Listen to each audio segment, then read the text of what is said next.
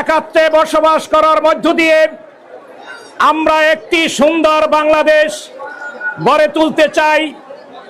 এই সুন্দর বাংলাদেশে দলমত নির্বিশেষে আমরা সকল কমিউনিটির মানুষগুলো একাত্রে বসবাস করে এই দেশের শান্তি শৃঙ্খলা বজায় রেখে আমরা সবাই কাঁধে কাঁধ মিলিয়ে এই বাংলাদেশের উন্নয়ন গড়ে তুলতে চাই।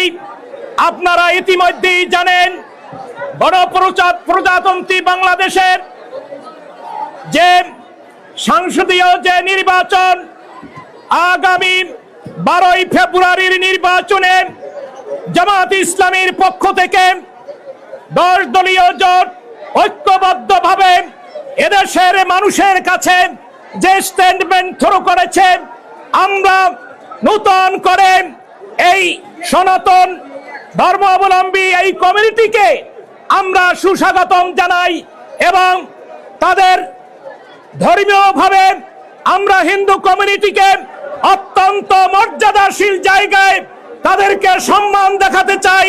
সে কারণেই জামাত ইসলামীর পক্ষ থেকে খুলনা 1 আসনে আপনাদের পক্ষ থেকে জামাত ইসলামের দাঁড়িপাল্লায় হিন্দু কমিউনিটির একজন সংসদ প্রার্থী রয়েছে।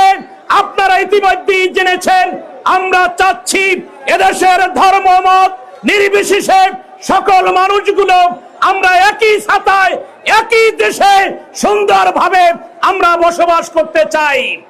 গলাচিপাত 10 মিনাম এই নির্বাচনী এলাকায় জামাত ইসলামের 10 দলীয় জোটের পক্ষ থেকে অধ্যাপক শাহ আলম সাহেব জামাত ইসলামের দাঁড়িপাল্লায় আপনাদেরকে শুভেচ্ছা জানাবার জন্য ছুটে এসেছেন। তিনি এখন সংক্ষিপ্তভাবে তাকে কথা বলার জন্য অনুরোধ জানাচ্ছি। সবাই